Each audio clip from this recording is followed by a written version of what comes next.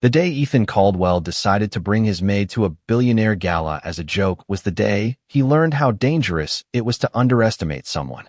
The boardroom overlooking downtown Manhattan glowed beneath the golden light of a late autumn afternoon. Floor-to-ceiling windows reflected polished marble, expensive suits, and the confidence of people who had spent their entire lives believing they belonged at the top. Ethan sat at the head of the table, one hand resting on a stack of reports, the other wrapped around a glass of sparkling water. At 34, he was one of the youngest and wealthiest CEOs in New York, a man whose name appeared regularly in business magazines and financial news. Across the room, a conversation had shifted from quarterly profits to something far more personal. Vanessa Hart, Ethan's ex-girlfriend, the woman who had recently announced her engagement to a rival executive. A few board members exchanged knowing smiles. One of them leaned back in his chair and said, "I heard Vanessa's gala next weekend is going to be the event of the season. Shame you won't have anyone on your arm, Ethan." A ripple of laughter spread around the table. Ethan's jaw tightened. He hated being the subject of gossip, especially when it involved Vanessa. Another executive smirked. "You should at least bring a date. Someone impressive." The room waited for a reaction. Ethan forced a cold smile. "Don't worry," he said casually. "I'll bring someone."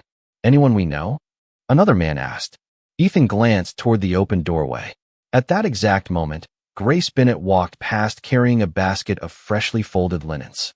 She wore a simple housekeeping uniform, her blonde hair tied neatly back, her attention focused entirely on her work. Ethan barely thought before speaking. "Sure," he said. "Maybe I'll bring my maid." The room exploded with laughter. Someone nearly spilled his coffee. Another executive shook his head in amusement. "Now that I'd pay to see." Ethan allowed himself a brief grin. The conversation moved on, but he never noticed the silence that followed outside the room. Grace had heard every word. She stopped walking for only a second before continuing. Down the hallway, her expression never changed. Years of working around wealthy people had taught her how to hide disappointment. Still, the words lingered. "My maid. Not Grace. Not a person. Just a joke. Just a prop." Later that evening, while the mansion settled into quiet stillness, Grace stood alone in her small staff apartment above the garage. The room was barely 300 square feet, containing a narrow bed, a bookshelf, and a desk crowded with old sketchbooks. She carefully removed a silver necklace from beneath her uniform collar. The pendant had belonged to her mother. It was the one valuable thing she still owned. On the desk beside it rested a faded acceptance letter from a prestigious art academy she had never been able to attend. For a moment, she stared at both objects. Then she opened a sketchbook and began drawing beneath the warm glow of a single lamp. Across town, Ethan thought the matter was already forgotten. He had no idea that the joke he made that afternoon was about to change both of their lives forever. Grace Bennett woke up at 5:30 the next morning to the soft buzz of her alarm clock and the distant sound of traffic filtering through the small apartment window. Outside, New York was already moving. Delivery trucks rolled down crowded streets. Coffee shops unlocked their doors, and thousands of people began another race toward a future they hoped would be better than yesterday. Grace sat up slowly and rubbed the sleep from her eyes. For a moment, she looked toward the desk where her sketchbook remained open from the night before. A half-finished drawing stared back at her, detailed and delicate, capturing a city skyline glowing beneath the evening sun. Drawing had always been the one place where disappointment could not follow her. She slipped the silver necklace over her head and held the pendant for a second before standing. Within 20 minutes, she was back in uniform, moving through the massive Caldwell estate while most of its residents were still asleep. The mansion looked beautiful in the early morning light, but Grace knew every polished surface came from hours of invisible work.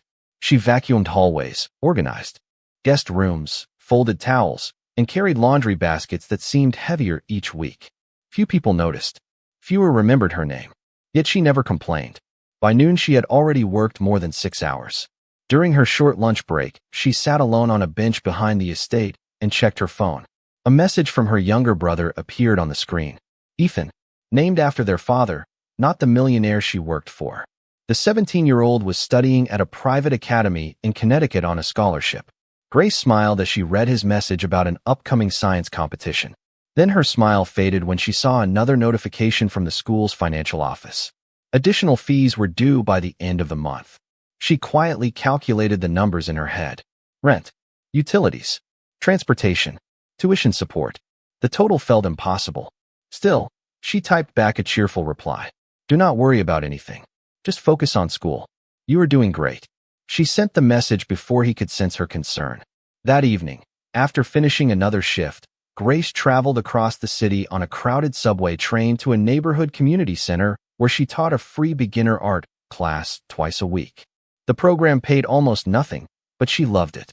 As children filled the room carrying sketch pads and colored pencils, her exhaustion seemed to disappear. For an hour, she encouraged shy students, corrected drawings, and celebrated every small improvement. One little girl proudly held up a picture of a butterfly. Grace praised it as though it belonged in a museum. The child's smile was worth more than any paycheck. When class ended, Grace returned home after 9 o'clock. She climbed the narrow stairs to her apartment and opened her mailbox. Inside sat a plain white envelope. Her heart sank the moment she recognized the logo. It was another reminder about the overdue balance connected to her brother's education. She stood silently in the hallway, staring at the numbers printed on the page. For the first time in months, she was not sure how she would make everything work. Upstairs, she placed the letter beside her mother's necklace and the faded art academy acceptance letter she had never thrown away. Then she looked out the window toward the glowing Manhattan skyline. Somewhere beyond those lights, people like Ethan Caldwell spent more money on a single dinner than she earned in weeks. Yet despite everything, Grace made herself a promise. No matter how difficult life became, she would not let hardship decide who she was. 2 days later, Grace was polishing the grand staircase when she heard her name for the first time in weeks coming directly from Ethan Caldwell. The sound alone was enough to make her pause. He rarely spoke to household staff unless something required immediate attention. She turned and found him standing near the entrance hall, dressed in a charcoal suit, his expression unreadable. Grace. My office. 5 minutes. Before she could respond, he was already walking away. A strange feeling settled in her stomach. During the short walk upstairs, dozens of possibilities crossed her mind. Had she made a mistake? Had someone complained? Was her position in danger? The overdue tuition notice still sat folded inside her purse, making every uncertainty feel twice as heavy. She knocked softly on the office door. Come in. The room smelled faintly of leather and coffee. Sunlight streamed through enormous windows overlooking Central Park. Ethan sat behind a polished desk covered with reports and financial documents. He motioned toward a chair. Sit down. Grace obeyed, sitting carefully at the edge of the seat. Ethan studied her for a moment. I need a favor. The request caught her completely off guard. Of all the things she expected, that was not one of them. A favor, sir? Ethan leaned back. Next Saturday, there is a charity gala. Hundreds of guests. Investors. Executives. Media. Grace nodded slowly, unsure where this conversation was heading. I need someone to attend with me. For several seconds, she simply stared at him. I am sorry. Attend with you? As my guest. The silence that followed felt almost unreal. Grace was convinced she had misunderstood. Ethan continued, as though discussing quarterly earnings. You will wear formal attire. You will accompany me for the evening. You will help me survive several hours of pointless conversations. Grace blinked twice. Why me? Ethan hesitated. The real answer sounded far worse spoken aloud. Because I made a joke, and now everyone expects me to follow through.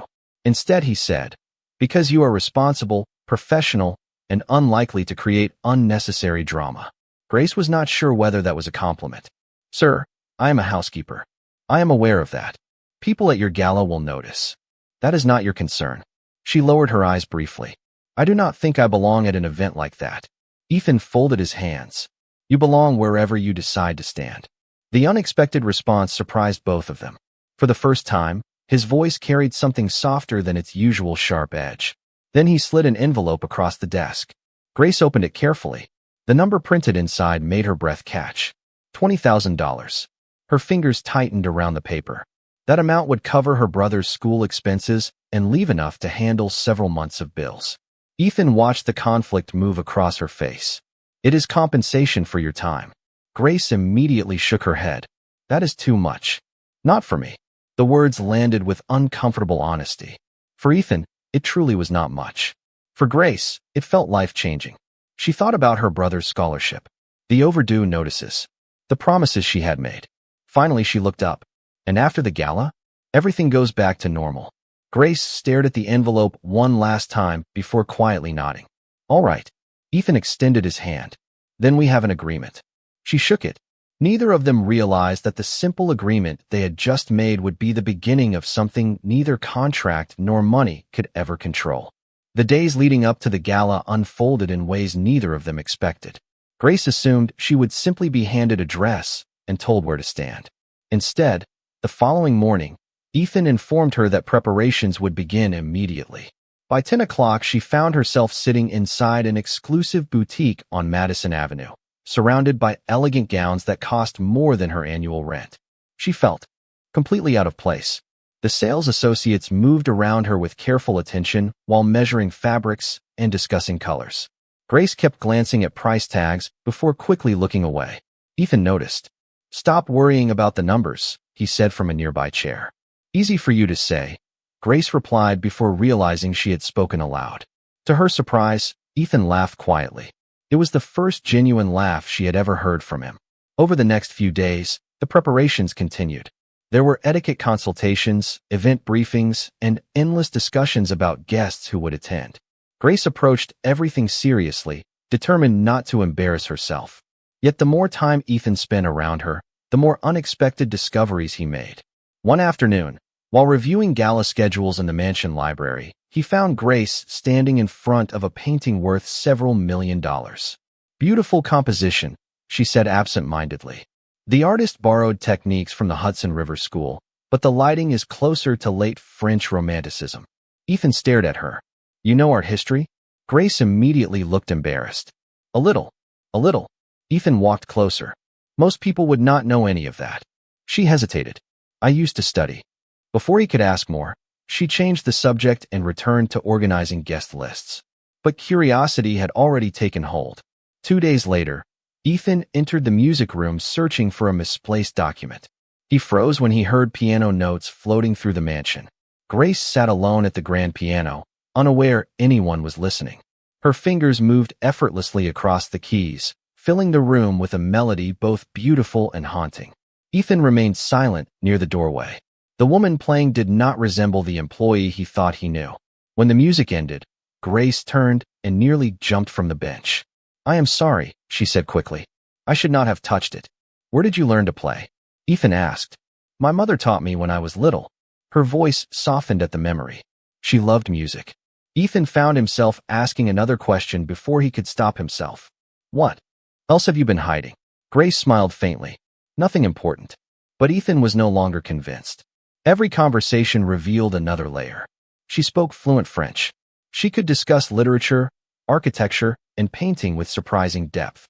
She volunteered at a community art program after work. None of it matched the simple image he had created in his mind. One evening, after another preparation session, Ethan watched Grace leave the room carrying a folder of gala information. For the first time, he realized he knew almost nothing about her. The assumption that had once seemed so obvious now felt embarrassingly shallow. Somewhere between the boutique appointments, piano music, and unexpected conversations, the woman he had considered invisible had become the most intriguing person in his world. Saturday evening arrived beneath a clear Manhattan sky glittering with thousands of city lights. Luxury cars lined the entrance of the Grand Regent Hotel, while photographers gathered behind velvet ropes, waiting for celebrities, executives, and socialites to arrive. Inside the ballroom, crystal chandeliers bathed everything in gold. Conversations drifted through the air along with soft music and the faint clink of champagne glasses. Ethan stood near the entrance, adjusting the cuff of his tuxedo for what felt like the 10th time. He checked his watch. Grace was running 5 minutes late. He told himself it should not matter. This was simply an arrangement. A favor. One evening. Yet an unfamiliar tension settled in his chest. Around him, several board members had already arrived. Some exchanged amused glances, clearly remembering his promise from weeks earlier. One of them approached with a grin. "So where is your mysterious date?" Ethan forced a calm expression. "She is coming." The man laughed. "Now I am curious." Before Ethan could respond, the ballroom doors opened. At first, Nobody paid attention. Then conversations began to fade one by one. Heads turned. A silence spread slowly across the room. Ethan looked toward the entrance and forgot whatever he had been about to say. Grace stood beneath the chandelier light wearing an elegant midnight blue gown that seemed to capture the glow of the entire room. Her blonde hair fell softly around her shoulders. The silver necklace that had belonged to her mother rested against her collarbone. She was not wearing excessive jewelry. She did not need it. Her quiet confidence transformed everything. For several seconds, Ethan simply stared. The woman walking toward him looked nothing like the image he had carried in his mind for months. She looked poised, graceful, unforgettable. Guests stepped aside as she crossed the ballroom. Even photographers near the entrance lowered their cameras for a moment, surprised by the sudden shift in attention. Grace felt every eye in the room on her, but she kept walking. Years of hardship had taught her how to keep moving even when she felt uncertain. When she finally reached Ethan, she offered a small smile. "I hope I am not late." Ethan blinked. "No," then he paused. "You look..." For once, the billionaire CEO could not find the right words. Grace laughed softly. "That bad?" "No," Ethan said immediately. "The exact opposite." Nearby, several executives exchanged stunned looks. One whispered, "That is the housekeeper?" Another shook his head in disbelief. Across the ballroom, Vanessa Hart had just arrived with her fiancé. She followed the direction of everyone's attention and froze. Her eyes narrowed slightly as she watched Grace standing beside Ethan. The reaction surrounding them was impossible to ignore. For the first time that evening, Vanessa looked unsettled. Grace remained unaware of the storm she had already created. She was focused on one simple goal, surviving the night with dignity. But as Ethan offered his arm and escorted her deeper into the ballroom, he realized something important. Weeks earlier, he had invited her because of a careless joke. Standing beside her now, while hundreds of guests watched in stunned silence, he felt the first sharp sting of embarrassment. Not because Grace did not belong there, because he had ever believed she did not. As the evening continued, Grace quickly discovered that admiration from a distance was much easier to handle than scrutiny up close. Everywhere she went, people wanted to know who she was. Executives introduced themselves. Investors asked questions. Several guests assumed she came from a prominent family. Grace answered politely while avoiding details that felt too personal. Ethan watched the interactions with growing surprise. She moved through conversations with a natural ease that many wealthy guests lacked. Instead of trying to impress people, she listened. Instead of talking about herself, she asked thoughtful questions. By the time dinner began, several influential guests seemed genuinely charmed by her. Not everyone shared that reaction. Across the ballroom, Vanessa Hart observed every moment with increasing irritation. She had expected to remain the center of attention. Instead, she found herself watching people whisper about Grace. The situation became even worse when one of Vanessa's friends remarked, "Whoever she is, she completely stole the room tonight." Vanessa forced a smile that did not reach her eyes. "I am sure there is an explanation." A few minutes later, she found one. While guests mingled near an exhibit displaying artwork donated for charity, Vanessa approached Grace directly. The surrounding conversation gradually quieted as people sensed tension. "You must be Grace," Vanessa said warmly. "I have heard so much about you." Grace smiled politely. "It is nice to meet you." Vanessa's gaze drifted over the gown, the necklace, and the confidence that seemed to unsettle everyone who expected less from her. "Tell me," Vanessa continued, "how long have you known Ethan?" Grace sensed the trap immediately. "Not very long." "Interesting." Vanessa lifted her glass. "Because everyone seems fascinated by you tonight, and I realized nobody actually knows anything about you." Several nearby guests exchanged uncomfortable glances. Grace remained calm. "There is not much to know." "Really?" Vanessa replied. "That is surprising." Then she tilted her head slightly. "I heard you work for Ethan." The silence deepened. Grace felt dozens of eyes turned toward her. "Yes," she answered honestly. Vanessa smiled. "How refreshing. Most people spend years trying to enter rooms like this. You managed it through employment." The remark landed exactly as intended. A few guests looked away. Others waited to see how Grace would respond. Ethan had started moving toward them, but Grace gently raised a hand, stopping him before he arrived. For the first time all evening, she stepped fully into the spotlight on her own. "You are right," Grace said calmly. I do work for Ethan. Vanessa looked pleased. Then we understand each other. Grace smiled softly. Actually, I do not think we do. The room grew still. You see, there is nothing wrong with honest work. Every beautiful room, every successful company, every memorable event exists because countless people work hard behind the scenes. I happen to be one of those people. Several guests nodded quietly. Grace continued. The job someone has does not determine their worth. Character does. For a moment, nobody spoke. Then an older woman near the exhibit began clapping.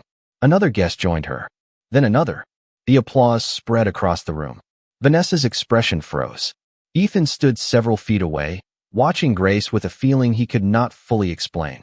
Pride, admiration, respect. Whatever it was, it felt stronger than anything he had expected to find that evening. The applause eventually faded, but the impact of Grace's words lingered throughout the ballroom. Conversations resumed, yet something had changed. People who had barely noticed her an hour earlier now wanted to hear her opinions. Guests approached with genuine curiosity rather than polite obligation. Grace accepted each interaction with humility, never trying to capitalize on the attention. That only made people admire her more. Later that evening, the charity auction began. Guests gathered around a stage where rare paintings, sculptures, and historical pieces were being presented to raise funds for educational programs across the country. Ethan and Grace sat near the front. As the auction continued, a large landscape painting appeared on the screen behind the stage. The auctioneer enthusiastically described the work, but Grace's expression shifted slightly. Ethan noticed immediately. Something wrong, he asked. Grace hesitated. Maybe. Her eyes remained fixed on the painting. The attribution does not make sense. Ethan turned toward her. What do you mean? Grace lowered her voice. They are presenting it as an original 19th century piece. The composition is convincing, but the pigment colors are wrong. Those shades were not commonly available until decades later. Ethan stared at her. You can tell that from here? Grace nodded carefully. I think so. Moments later, bidding began. The price climbed rapidly. Hundreds of thousands of dollars. Then over 1 million. Ethan watched Grace continue studying the image. Her certainty seemed to grow. Finally, he raised a hand. The room quieted. The auctioneer smiled. Mr. Caldwell, would you like to place a bid? Actually, Ethan said calmly, I would like verification regarding the painting's authentication. Murmurs spread across the ballroom. Several experts were invited forward. After an uncomfortable delay, additional documentation was reviewed. What followed stunned everyone. The painting was authentic in part, but had undergone significant restoration decades earlier, affecting its classification and market value. The mistake had not been intentional, but it was significant.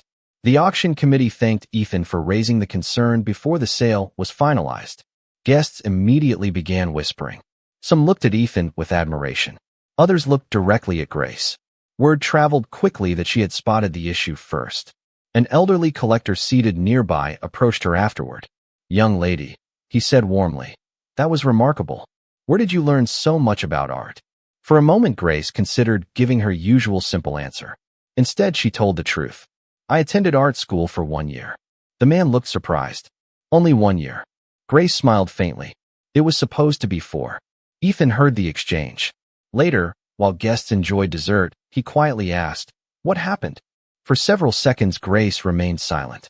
Then she looked toward the city lights beyond the ballroom windows. My parents were killed in a car accident when I was 19, she said softly. My brother was 13. There was nobody else. Tuition became impossible. Bills became reality. Dreams became luxury items. Ethan felt something tighten inside his chest. Grace continued with a calmness that somehow made the story more powerful. I do not regret taking care of him. I would make the same choice again. But sometimes I wonder who I might have become. Ethan looked at her differently than ever before. Not with sympathy. Not with pity. With respect. The woman sitting beside him had sacrificed her future for someone she loved and somehow managed to remain kind. For the first time that night, Ethan realized the most extraordinary thing about Grace was not her beauty, her intelligence, or even her grace under pressure. It was the quiet strength she carried every single day without asking anyone to notice. The gala ended long after midnight, but neither Ethan nor Grace seemed eager to return to reality. As guests slowly departed and hotel staff began clearing tables, they found themselves standing near a quiet balcony overlooking the glowing Manhattan skyline. The city stretched endlessly beneath them, a sea of lights against the dark horizon. For a while neither spoke. The silence felt comfortable, something both of them found surprising. Ethan rested his hands against the railing and glanced toward Grace. "You changed the entire evening." Grace laughed softly. "I think that might be an exaggeration." "It is not." Ethan shook his head. "Half the people in that ballroom were talking about you." "That sounds terrifying." Her answer made him smile. For years, Ethan had spent his life around people obsessed with attention. Grace seemed determined to avoid it. The difference felt refreshing. They remained on the balcony for another hour discussing everything except business. Grace talked about the community art classes she taught after work. She described children discovering creativity for the first time and the excitement of watching someone realize they were capable of more than they believed. Ethan listened carefully. He noticed how her eyes brightened whenever she talked about helping others. It was the same expression she never showed while discussing herself. Eventually, the conversation shifted. "Can I ask you something?" Grace said. Ethan nodded. "Why did you become so successful?" He considered the question. Most people asked how he became successful, not why. "Because I was afraid," he admitted. Grace looked surprised. "Afraid of what?" Ethan stared toward the city lights. "My father built a company from nothing. He expected perfection. Every achievement simply became the starting point for the next expectation." He laughed quietly. After a while, success stopped feeling like a goal and started feeling like survival. Grace studied him. For the first time, she saw something beyond the confident billionaire image everyone else recognized. She saw loneliness. "That sounds exhausting," she said gently. Ethan looked at her. Most people admired his accomplishments. Very few understood the cost. It was. Another silence settled between them. This one felt different. More personal. More honest. When they finally returned to the car waiting outside, Ethan noticed something strange. He did not want the evening to end. During the drive back to the estate, he found himself watching Grace whenever she looked away. The way she smiled at passing city lights. The way she absent-mindedly touched the silver necklace around her neck. The way she remained completely unaware of the effect she had on people. Back at the mansion, the car stopped near the entrance. Grace reached for the door handle. "Thank you for tonight," she said. Ethan hesitated. "Grace." She turned toward him. For a moment, he almost said something he was not ready to admit, even to himself. Instead, he simply nodded. "Thank you." Grace smiled and disappeared inside. Ethan remained in the car long after she left. The realization arrived slowly, impossible to ignore. Somewhere between the piano music, the art discussions, the quiet strength, and the woman who cared more about others than herself, something had changed. Ethan Caldwell had spent years protecting his heart from disappointment. Now, for the first time in a very long time, he was beginning to lose that battle. The days after the gala should have been simple.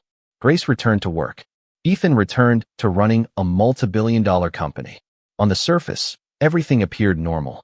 In reality, nothing felt the same. Employees throughout the estate treated Grace differently. Some were warmer. Others seemed curious. A few looked suspicious. The attention made her uncomfortable. She preferred the quiet routine she had always known. Meanwhile, Ethan found excuses to spend more time around her. He stopped by the kitchen when he normally would have eaten at the office. He asked her opinion about artwork being considered for a corporate headquarters renovation. He even visited one of her community art classes under the excuse of evaluating potential charitable partnerships. Grace noticed the changes, but chose not to overthink them. She had learned long ago that hope could be dangerous. Unfortunately, not everyone appreciated the growing connection between them. Vanessa certainly did not. Neither did Charles Whitmore, a powerful member of Caldwell Holdings' board of directors. Charles had spent years pushing Ethan toward relationships that would strengthen business alliances. Grace represented everything he disliked. She was ordinary, unconnected, impossible to control. One Monday morning, Charles walked into Ethan's office carrying a tablet. "You have a problem," he said. Ethan barely looked up from his reports. "Then solve it." "I cannot solve this one." Charles placed the tablet on the desk. A gossip website filled the screen. A photograph from the gala showed Ethan and Grace standing together beneath the ballroom chandeliers. The headline was impossible to miss. Billionaire CEO secret romance with household employee raises questions. Ethan's expression hardened. Ridiculous. People are reading it. Charles crossed his arms. Investors are asking questions. Ethan closed the tablet. Then tell them the truth. Charles gave a cold smile. The truth is not what concerns me. Perception does. By the end of the week, the rumors had spread far beyond a single website. Online articles speculated about Grace's motives. Anonymous comments accused her of pursuing wealth. Others suggested she had manipulated Ethan. Grace tried to ignore it until one afternoon when she entered a grocery store near the community center. Two strangers recognized her from an article. One whispered something to the other. They both laughed. Grace lowered her eyes and continued shopping, pretending not to notice. That night, she sat alone in her apartment staring at her phone. Hundreds of comments scrolled across the screen. Some were supportive. Many were cruel. None of them knew her. Yet they all seemed convinced they understood her life. A soft knock interrupted her thoughts. She opened the door and found Ethan standing outside. His expression immediately changed when he saw her face. "You have seen them," he said quietly. Grace nodded. For several seconds, neither spoke. Then Ethan stepped forward. "Do not listen to them." Grace looked away. "That is easy for you to say." "No," Ethan replied. "It is not." She finally met his eyes. "People think I am using you." Ethan's voice became firm. "The people who matter do not believe that." Grace wanted to believe him. She truly did. But as the rumors continued spreading, a painful question began forming in the back of her mind. If the world already saw her as someone who did not belong beside Ethan Caldwell, how long would it be before he started seeing her the same way? 3 days later, the rumors reached a level nobody could ignore. News websites published fresh articles. Social media accounts repeated the same accusations. Some called Grace an opportunist. Others claimed she had carefully planned her rise into Ethan Caldwell's world. Every new headline seemed more insulting than the last. Grace tried to focus on work, but the constant attention followed her everywhere. At the community center, parents quietly whispered. At grocery stores, strangers stared. Even inside the estate, she occasionally caught employees reading stories on their phones before quickly looking away when she entered a room. The worst part was not the judgment. It was the feeling of helplessness. No matter what she said, people preferred the version of her they had invented. One Friday afternoon, Grace arrived at the community center to teach her art class and found a small group of local reporters waiting outside. They immediately approached her with questions. "Grace, are you dating Ethan Caldwell? Did he pay for your appearance at the gala? Do you plan to leave your job?" Grace froze. She had never wanted public attention. Now she could not escape it. Instead of answering, she walked quietly inside. Yet the question stayed with her throughout the entire class. Later that evening, she sat alone in the empty art room, staring at unfinished student paintings. The room felt peaceful, safe. It reminded her of the life she actually cared about. Suddenly, an idea formed in her mind. Not a defense, not an explanation, something better. The following week, the community center hosted a fundraising event to expand its youth art programs. Normally, only local residents attended. This year, however, curiosity surrounding Grace attracted an unexpectedly large crowd. Reporters arrived. Business leaders arrived. Even several people from Ethan's social circle appeared. Ethan himself sat quietly near the back of the room. He had no idea what Grace planned to say. When Grace stepped onto the small stage, the audience immediately fell silent. For a moment, she looked nervous. Then she took a deep breath and smiled. "Most of you came here because of rumors," she began. A few uncomfortable laughs echoed through the room. "I understand. Stories are interesting. Headlines are interesting. But tonight is not about me." She gestured toward dozens of paintings displayed around the hall. "Tonight is about children who deserve opportunities." She began telling stories about her students. A shy girl who discovered confidence through drawing. A young boy who found purpose through painting. Families struggling to afford supplies but refusing to give up. As she spoke, the room changed. The focus shifted away from gossip and toward something meaningful. Grace never defended herself. She never attacked her critics. She simply revealed who she truly was through the things she cared about. By the time she finished, many people in the audience had tears in their eyes. Then someone stood and began applauding. Another person followed. Then another. Within seconds, the entire room rose to its feet. The standing ovation continued for nearly a full minute. Ethan remained motionless at first, overwhelmed by what he was witnessing. The woman everyone accused of chasing attention had just used her biggest moment in the spotlight to shine it entirely on others. As the applause filled the room, Ethan realized something undeniable. He was no longer falling for Grace. He had already fallen. The standing ovation should have been one of the happiest moments of Grace's life. Instead, it became the beginning of her heartbreak. 2 days after the fundraiser, she returned to the Caldwell estate feeling lighter than she had in months. Donations for the art program had exceeded expectations. Several new sponsors had stepped forward. For the first time, it seemed possible that something good could grow from all the unwanted attention. That afternoon, while delivering documents to Ethan's office, she noticed voices coming from an adjoining conference room. The door was slightly open. Grace had no intention of listening. She was about to walk away when she heard her own name. "This entire situation started as a joke," one board member said. "You realize that, right?" Grace froze. Another voice laughed. "I still cannot believe you actually brought the housekeeper." Then came Ethan's voice. "Neither can I." The room chuckled. Grace felt her stomach tighten. At first it was supposed to be one evening. Ethan continued. "I only needed someone to attend the gala." Every word landed harder than the last. Grace knew he was describing the arrangement they had made. She knew those facts were technically true, yet hearing them spoken so casually felt different. The conversation continued. "Well," another executive said, "your joke certainly got everyone's attention." More laughter followed. Grace did not wait to hear anything else. She quietly turned and walked away before anyone noticed she had been there. The hallway suddenly felt colder. By the time she reached her apartment, tears blurred her vision. For weeks, she had tried not to believe the growing connection between them meant anything. Now she felt foolish for ever hoping. The gala, the attention, the opportunities. It had all started because she had been the punchline to someone else's joke. That evening, Ethan searched the estate for her. He had spent the entire day thinking about the fundraiser and the speech that still echoed in his mind. For once, he intended to stop hiding how he felt. When he reached her apartment, however, the door was locked. A small envelope rested against the frame. His name was written on the front. Ethan opened it immediately. Inside was a short handwritten note. "Thank you for helping my brother. Thank you for the opportunities. I think it is best if I move on. Please do not worry about me. Grace." Ethan read the note twice, then 3 times. Confusion quickly became panic. He called her phone. No answer. He drove to the community center. She was not there. He contacted friends. Nobody had seen her. The next morning, he discovered she had resigned from her position and moved out during the night. Only then did he begin piecing everything together. By noon, one of the assistants reluctantly mentioned hearing part of the boardroom conversation. Ethan's face drained of color. He finally understood. Grace had heard the worst possible version of the truth. Not the truth he felt now. The truth from the beginning. The careless joke. The arrangement. The mistake that started everything.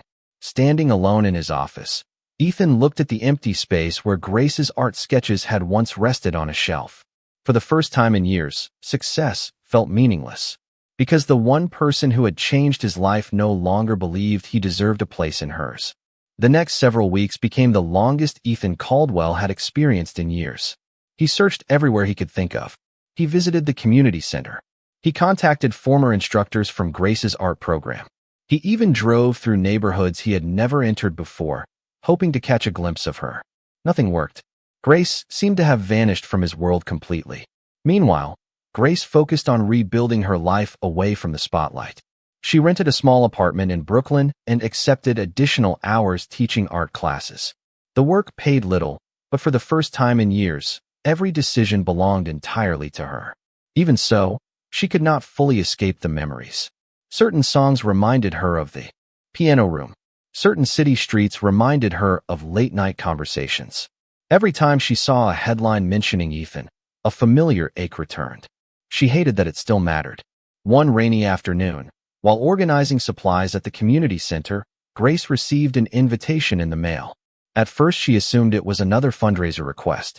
Then she noticed the elegant cream-colored envelope and the title printed across the front. "The woman I failed to see." Her hands froze. Beneath the title were details for a public art exhibition opening the following Saturday in Manhattan. Confused, Grace opened the invitation. Inside, she found a personal note written in Ethan's handwriting. If there is any chance you will come, please do. If you never wish to speak to me again, I will respect that. But there are things you deserve to know. Ethan. Grace stared at the note for a long time. Part of her wanted to throw it away. Another part needed answers. Saturday evening arrived with cold autumn air and clear skies. The gallery stood inside a renovated historic building near the Hudson River. Crowds filled the entrance. Reporters gathered outside. Art collectors, community leaders, and business executives moved through the lobby. Grace almost turned around twice before finally stepping inside. The moment she entered, she stopped walking. The entire exhibition was about ordinary people. Teachers, caregivers, maintenance workers, volunteers, individuals whose contributions often went unnoticed. Large portraits lined the walls, accompanied by stories describing their impact on others. Grace slowly moved from one display to another. Then she reached the center gallery. Her breath caught. An entire section was dedicated to her artwork. Sketches she had left behind at the estate. Drawings from old notebooks. Pieces she never believed anyone considered important. Above them hung a simple plaque. Grace Bennett. Artist. Teacher. Dreamer. The woman who reminded me that worth is measured by character, not status. Tears filled her eyes. Around her, visitors studied the drawings with admiration. Some discussed technique. Others discussed emotion. For the first time, people were seeing her not as a rumor or a headline, but as the person she truly was. Then she noticed something else. Inside a glass display near the final room rested a neatly framed housekeeping uniform. The same uniform she had worn while working at the estate. Beneath it was a small inscription. There is dignity in every honest job. Never forget the people who make your world possible. Grace covered her mouth. Suddenly she understood. This exhibition was not about art. It was an apology. A public acknowledgement of everything Ethan had failed to see in the beginning. And standing at the far end of the gallery, waiting quietly among the crowd, was Ethan himself. For a long moment, neither of them moved. The noise of the gallery faded into the background until it felt as though they were the only two people in the room. Grace stood surrounded by the artwork she had once hidden from the world. Ethan stood several feet away, looking more nervous than any board meeting, investor presentation, or business negotiation had ever made him. Finally, he took a slow step forward. "Thank you for coming," he said quietly. Grace glanced around the gallery before looking back at him. "I almost did not." Ethan nodded. "I would not have blamed you." Silence settled between them. Then Grace held up the invitation. "Why did you do all this?" Ethan followed her gaze toward the exhibition. "Because I spent months seeing only a fraction of who you were." His voice remained steady, but emotion lingered beneath every word. "And because I needed everyone else to see what I finally saw." Grace looked at the framed uniform across the room. "You turned my old work uniform into part of an art exhibit." A small smile touched Ethan's face. It deserved a place there. Grace felt her throat tighten. Ethan took another step closer. "The day you left, I realized something. I spent years surrounding myself with impressive people, powerful people, wealthy people. Then I met someone who measured success differently." He paused. Someone who gave up her dream to protect her family. Someone who used every opportunity to help others. Someone who walked into rooms full of judgment and answered with kindness. Grace lowered her eyes. "Ethan, please let me finish." She nodded. "You heard part of a conversation that day," he said. "And what you heard was true. It did start as a joke. That is the part one will regret for the rest of my life." Pain flickered across his expression. "But what happened afterward was never a joke. Not for me." Grace looked up. Ethan reached into his jacket pocket and removed a small velvet box. Gasps spread quietly through the gallery as nearby guests began realizing what was happening. Ethan opened the box. Inside was a ring unlike any Grace expected. The design incorporated a delicate silver detail crafted from the same style as the pendant her mother had worn. Elegant, meaningful, personal. "Months ago, you told me you sometimes wondered who you might have become," Ethan said softly. "I think you became exactly who you were supposed to be." His voice grew stronger. "You changed my life, Grace Bennett. You taught me that dignity has nothing to do with status. You taught me that character matters more than reputation. And you taught me that love begins when people truly see one another. The gallery had become completely silent. Ethan lowered himself onto one knee. I do not want you to work for me. I do not want you standing behind me. I want you standing beside me. Tears filled Grace's eyes. There is one more thing, Ethan said. He gestured toward a set of doors at the far end of the gallery. The doors opened. Behind them stood a newly renovated studio space filled with easels, classrooms, and creative work areas. Above the entrance hung a sign, Bennett Academy of Arts. Grace covered her mouth in disbelief. The building belongs to the foundation now, Ethan said. The programs are fully funded. It is yours if you want it. Tears slipped down her cheeks.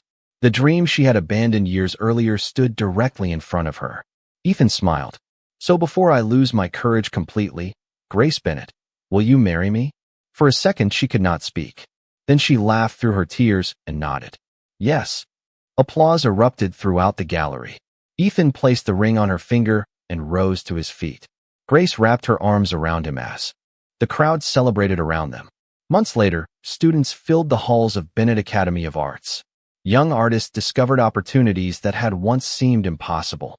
Near the entrance, framed beneath glass, hung an old housekeeping uniform beside a simple plaque. Never judge a person's worth by their title.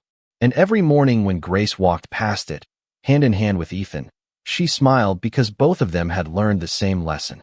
The people we overlook often become the people who change our lives forever.